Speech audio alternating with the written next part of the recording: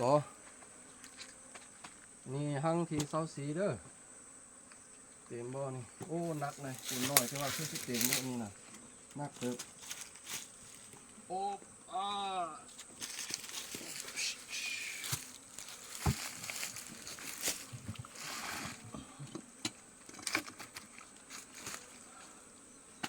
คือสิเต็มอยู่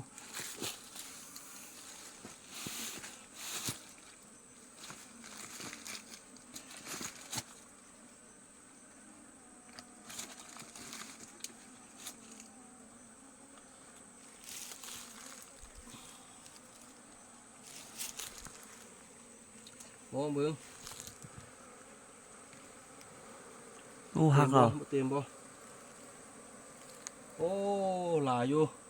เต็มหั่งเลยนี่ก็แต่ว่ามันหั่งน้อยหล่นหมดเลยหล่นหมดแล้ว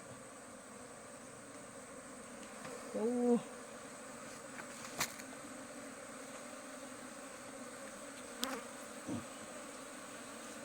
หล่นหมดเต็มหั่ง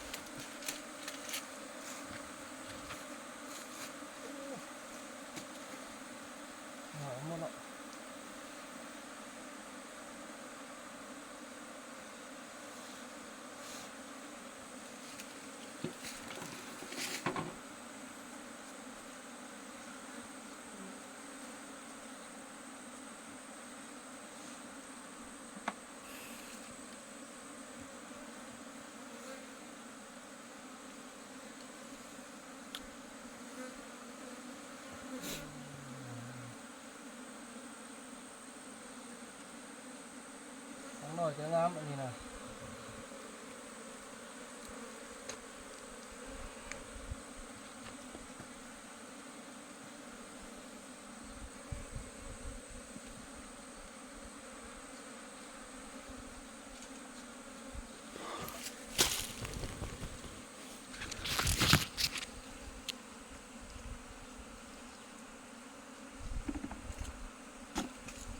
ที่เศร้าซี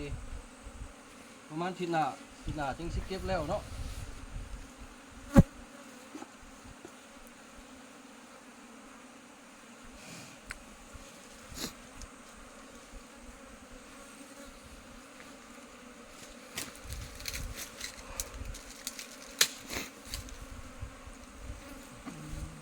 โอ้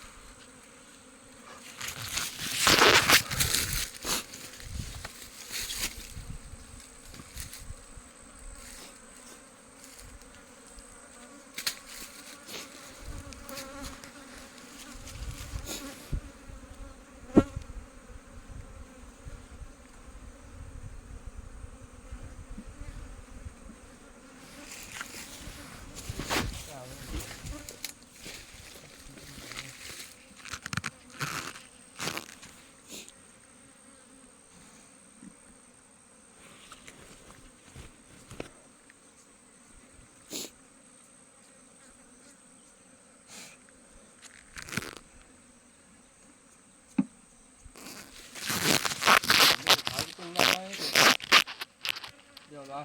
เดี๋ยว น้ำมาขายกันมอยโอ้